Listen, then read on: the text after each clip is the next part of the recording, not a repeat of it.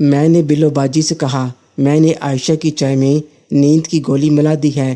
بلو باجی نے شیطانی مسکراہٹ دی اور کہنے لگی، انسان اس چیز کے پیچھے کیا کیا کرتا ہے۔ اتنی دیر میں عائشہ چائے لے کر آ گئی۔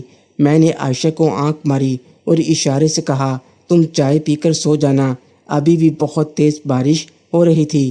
میں نے چائے کی ایک سپ لی اور عائشہ سے کہا، عائشہ چائے بہت اچھی بنی ہے۔ عائشہ مسکرائی اور کہنے لگی، بھائی میں نے اس چائے میں خالص دودھ ڈالا ہے۔ میں نے بلو باجی کی طرف دیکھا اور کہا، بلو باجی کے گھر کا دودھ تو خالص ہوگا۔ بلو باجی مسکرائی اور کہنے لگی، عائشہ واقعی چائے بہت اچھی بنی ہے۔ عائشہ نے کہا، شکریہ، میں انتظار کر رہا تھا کہ چائے کب ختم ہو اور عائشہ جلدی سے سونے کا ڈرامہ کرے، لیکن عائشہ چائے آرام آرام سے پی رہی تھی۔ میں نے عائشہ کو پاؤں مارا کہ جلدی پیو۔ تھوڑی دیر بعد ہم سب چائے پی کر فارغ ہو گئے۔ اس وقت تقریباً 12:30 بجے تھے۔ ہم تینوں اپنی اپنی جگہ پر لیٹ گئے۔ ایک دم اچانک زور کا دھماکہ ہوا اور ہماری لائٹ چلی گئی۔ ہم تینوں اچانک دھماکے کی وجہ سے ڈر گئے تھے۔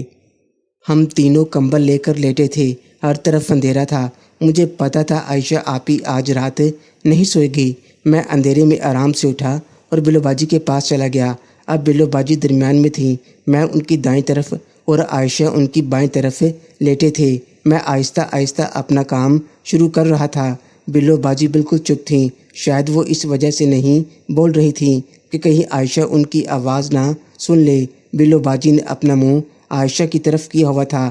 میں تقریباً آدھے گھنٹے تک اپنا کام کرتا رہا۔ اس کے بعد میں اٹھا اور باہر چلا گیا۔ باہر ابھی بھی بارش ہو رہی تھی۔ میں واش روم سے ہو کر واپس آیا تو لائٹ ابھی بھی نہیں آئی تھی۔ میں آرام سے اپنے بستر پر لیٹا اور سو گیا۔ ایک ہاتھ مجھے بار بار تنگ کر رہا تھا۔ مجھے لگا عائشہ اپنا کام کروانے کے لیے مجھے تنگ کر رکھی ہے۔ میں نے اس کو اگنور کیا کیونکہ میں تھک گیا تھا۔ صبح عائشہ نے مجھے اٹھایا کہ بھائی اٹھ جائیں۔ میں نے ٹائم دیکھا تو صبح کے 8 بج رہے تھے۔ عائشہ کہنے لگی، بھائی میں ناشتہ تیار کر رہی ہوں، اٹھ کر منہ ہاتھ دھو لو۔ میں اٹھا تو دیکھا بلو باجی بھی اپنے بستر پر نہیں تھیں۔ میں اٹھا اور باہر گیا تو دیکھا بارش رک چکی تھی، لیکن بادل ابھی بھی موجود تھے۔ میں نے عائشہ سے پوچھا کہ لائٹ آ گئی ہے؟ اس نے کہا، بھائی لائٹ نہیں آئی، ٹرانسفارمر خراب ہو گیا ہے۔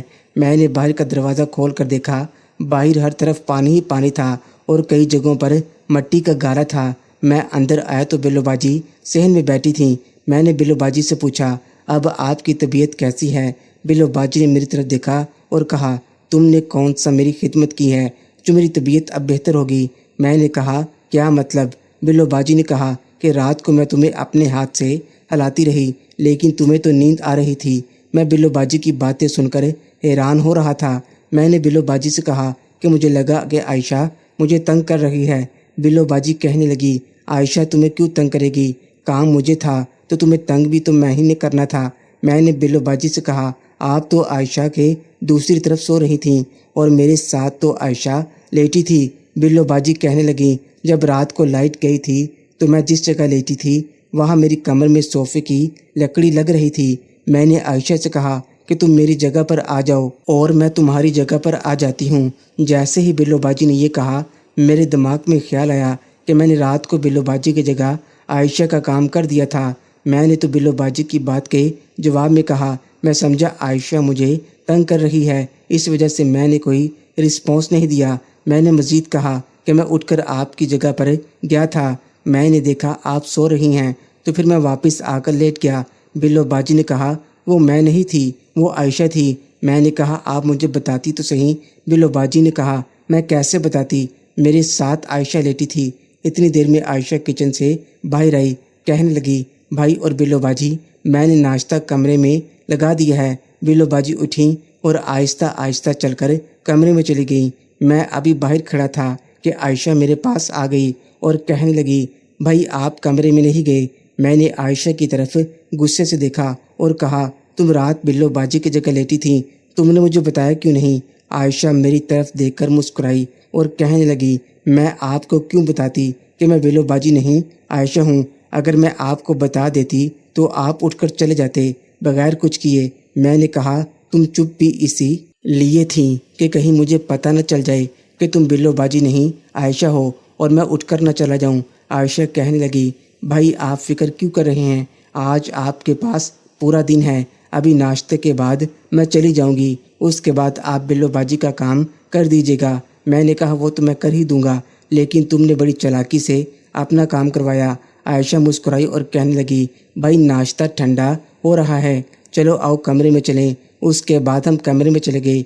कमरे में खाना खाते हुए आयशा ने भी बिल्लो बाजी से पूछा, बिल्लो बाजी अब आपकी तबीयत कैसी है, अगर आपकी तबीयत ठीक है तो मैं घर चले जाऊं। बिल्लो बाजी ने कहा, अब मेरी तबीयत काफ़ी बेहतर है, अब मुझे चलते हुए कमर में दर्द नहीं होता। आयशा ने बिल्लो बाजी से कहा, आप 2 से 3 दिन बेड रेस्ट करेंगी तो इंशाल्लाह ठीक हो जाएंगी। और आयशा ने मेरी तरफ देखकर मज़ीद कहा कि उस्मान आज आपकी खिदमत करेगा तो आप और जल्दी ठीक हो जाएंगी। बिल्लो बाजी ने कहा, मेरी कामरान से बात हुई है, वो आज शाम तक घर वापस आ जाएंगे। आयशा ने मुस्कुराते हुए कहा, ये तो अच्छी बात है। हम सब ने मिलकर खाना खाया।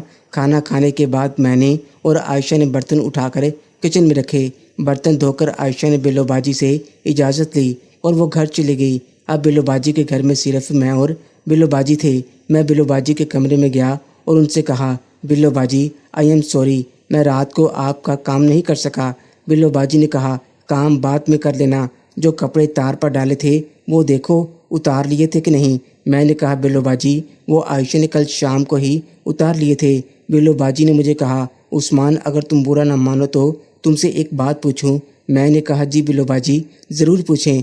बिल्लो बाजी ने कहा, तुम्हारे और आयशा के दरमियान कुछ चल रहा है। उनकी बातें सुनकर मुझे एक झटका लगा।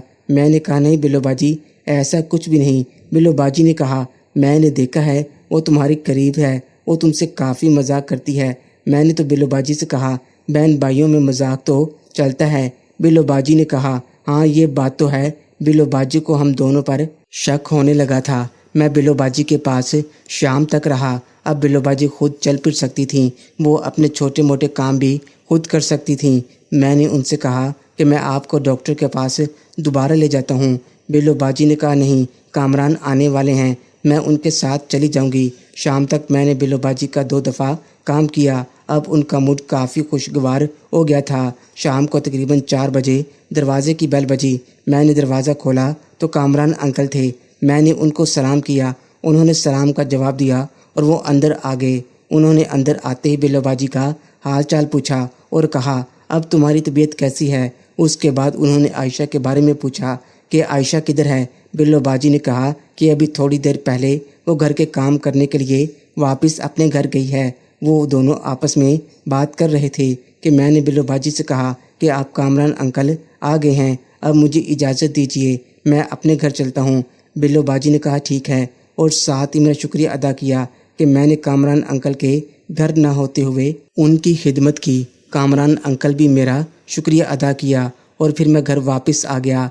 मोहतरम नाजरीन और सामईन, इस कहानी का बाकी हिस्सा अगली आने वाले वीडियोस में पेश किया जाएगा। अगर आपको ये कहानी अच्छी लगे तो वीडियो को लाइक और हमारे चैनल को सब्सक्राइब ज़रूर करें। शुक्रिया।